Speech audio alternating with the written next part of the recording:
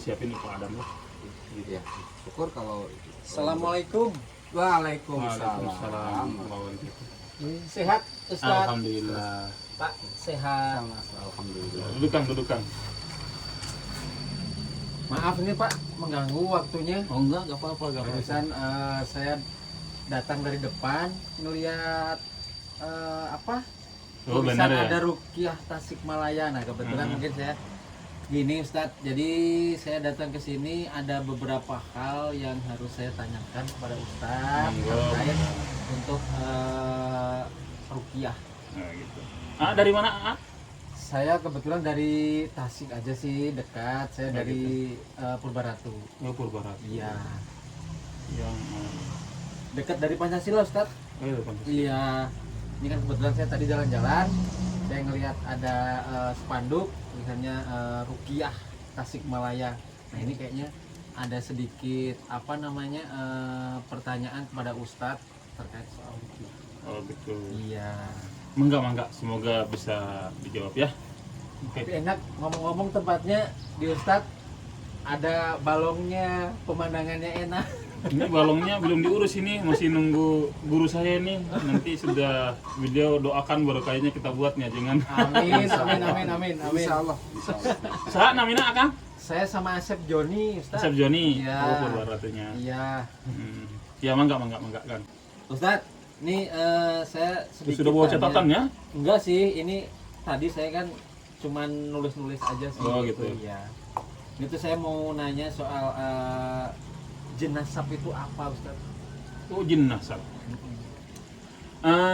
Gini. Nasab itu kan artinya keturunan. Iya. Nasab itu artinya keturunan. Kalau jin nasab berarti keturunan jin yang kemudian dia bertempat di diri kita, itu juga bagian dari jin nasab. Cuma jin nasab itu biasanya ada hubungannya dengan orang-orang sebelum kita. Contoh,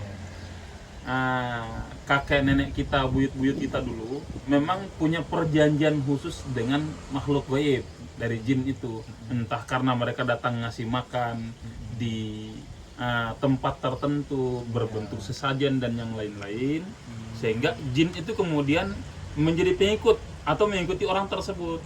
Bukan hanya ikut, kemudian jin itu biasanya kemudian menjadikan orang itu sebagai tuannya. Sehingga tatkala orang tersebut kakek buyutnya situ seandainya tatkala belum dihilangkan atau belum diputuskan, maka terus ada di kakek buyut. Tapi kalau kakek buyutnya biasanya mau meninggal itu biasanya kemudian turun kepada anak-anaknya termasuk ke cucu-cucunya. Nah itu yang disebut dengan jin nasab. Begitu Akang. Ya. Apakah jenazah itu bisa diputuskan Ustaz, dan caranya gimana? Apakah jin nasab itu bisa diputuskan? Bisa. Caranya begini. Pertama, orang yang terindikasi ada jin nasab itu biasanya kalau sudah datang ke kami, yang sering saya lakukan adalah saya suruh bersyahadat asyhadu an la ilaha illallah wa anna muhammadar rasulullah. Tapi sebelum itu dia saya suruh wudhu dulu ya. Wudhu dulu, kemudian sholat dulu, sholat hajat 2 rakaat. Wasta'inu bis sabri was salah. Sholat dulu, minta tolong kepada Allah. Kita kan hanya membantu saja. Tetap toh yang menolong nanti Allah, bukan kita, kan begitu. Sholat dulu, minta kepada Allah untuk menghilangkan jin nasab. Setelah itu biasanya datang ke kita, sudah selesai sholat, kita suruh syahadat lagi dengan kita. Asyhadu an la ilaha illallah wa anna muhammadar rasulullah. Selesai itu, dia nanti saya talaki. Contoh talakinya begini. Ikuti kalimat saya ya, maka dia akan mengikuti. La ilaha illallah Muhammadur Rasulullah, dia mengikuti. Setelah mengikuti itu selesai, kemudian beberapa kali, entah 3 kali, kemudian saya sampaikan, dia mengikuti dengan kalimat ini. Saya berjanji, betul-betul berikrar di hadapanmu ya Allah, saya akan memutuskan seluruh jin nasab yang ada dalam diri saya dan seluruh anak keturunan saya, bapak ibu saya, kakek nenek saya, serta buyut-buyut saya. Dengan kalimat ini, la ilaha illallah Muhammadur Rasulullah, saya putuskan dan saya tidak berhubungan lagi dengannya ya Allah. Habis itu lagi, la ilaha illallah Muhammadur Rasulullah. Dengan kalimat ini pula saya berikrar, berjanji, bersungguh-sungguh di hadapanmu ya Allah, ingin meningkatkan iman kami serta percaya hanya dengan kekuatanmu ya Allah dan tidak percaya lagi dengan kekuatan-kekuatan lain selain kekuatanmu ya Allah. Habis itu berjanji juga untuk tidak lagi datang kepada tempat-tempat mistik yang anggaplah tempat-tempat yang sering ditaruh sesajen dan yang lain-lain, untuk tidak ke sana lagi. Begitu. Dan itu setelah dihilangkan apakah bisa balik lagi? Setelah dihilangkan bisa balik lagi apa tidak? Itu. Begini, kalau sudah diputuskan, kemudian jin itu sudah keluar, kemudian atau kita tempatkan, tempatkan itu maksudnya sudah kembali ke alamnya, maka biasanya dia sudah kembali ke alamnya dan sudah tidak kembali lagi. Tapi dia akan kembali lagi tatkala kita kedatang ke tempat yang sama untuk memberinya makan lagi. Entah berupa ngasih makan, berupa makan darah, kasih darah mungkin, kasih ayam mungkin, kasih apa dan lain-lain. Nah itu maka dia akan datang lagi. Maka kesyirikan-kesyirikan kayak begitu harus dihilangkan. Kalau tidak, maka dia akan datang lagi. Berarti kita nggak boleh datang lagi ke tempat yang sama agar boleh datang ke sana, hanya sekedar jalan-jalan boleh. Tapi kalau datang bermaksud memanggil atau memberinya makan dan lain-lain, maka itu sama dengan mengundangnya. Begitu. Kemudian Ustadz, apakah ada amalan-amalan tertentu untuk mungkin agar tidak gampang didatangi sama makhluk gaib gitu ya?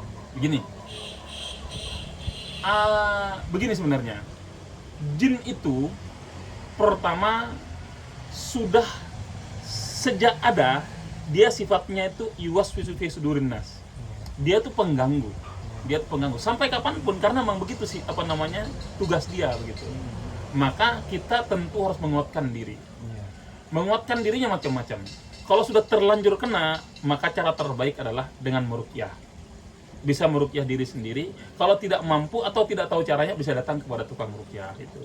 Kemudian apa yang harus dilakukan?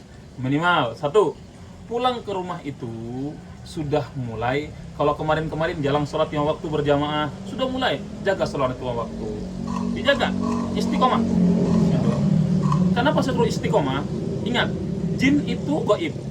Gaib itu hanya bisa dilawan dengan gaib. Saya kasih contoh. Jin itu tidak terlihat. Malaikat juga tidak terlihat. Maka tatkala ada jin yang gaib tidak terlihat, malaikat juga datang. Ya, makhluk gaib juga datang. Maka jin akan kabur secara sendirinya. Nah, mengundang malaikat itu caranya hanya 1, istiqomah. Ya. Rabbunallah, tsumma istaqamu, kata Allah. Tsumastaqamu, kemudian istiqomah, tatanazzalu alaihimul malaikah. Maka malaikat akan datang, malaikat akan turun. Syaratnya istiqomah. Maka ente kalau punya amalan apapun, ente punya amalan baca Al-Quran mungkin, punya amalan zikir-zikir sunnah yang ada contohnya dari Rasul, kemudian sholat ya waktu berjamaah, maka insya Allah keistiqomahan inilah yang akan mampu mengundang malaikat, maka itu secara otomatis dia akan mengusir jin. Ya, itu saja dulu kita laksanakan dengan baik.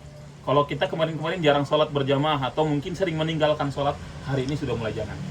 Dan ini adalah bagian dari cara terbaik untuk membentengi diri dari gangguan-gangguan jin, mau jin nasab ataupun non nasab.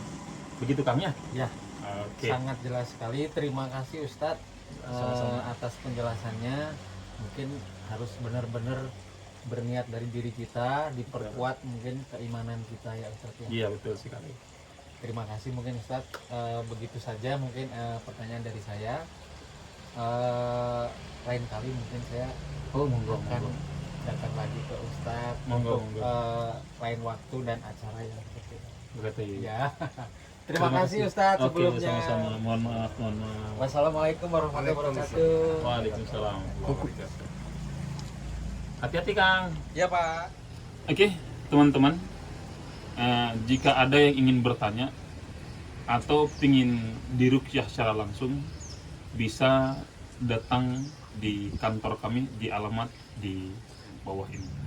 Oke, biar kami lebih semangat untuk membuat video-video edukasi kepada antum-antum sekalian, maka jangan lupa bantu kami dengan jempolnya, like, comment, and subscribe. Terima kasih. Assalamualaikum warahmatullahi wabarakatuh.